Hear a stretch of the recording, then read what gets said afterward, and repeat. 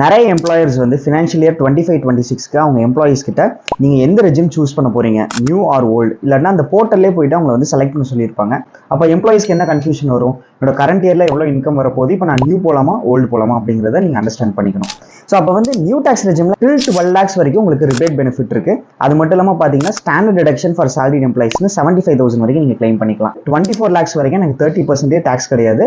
Income over and about 24 lakhs தான் நீங்கள் 30% tax பே பண்ணுற மாதிரி இருக்கும். இது மட்டும் இல்லாமல் சூப்பர் ஆனுவேஷன் பெனிஃபிட்ஸ் லைக் கிராஜுவிட்டி அதுக்கான இதையுமே வந்து இன்னும் ரீடைன் பண்ணியிருக்காங்க.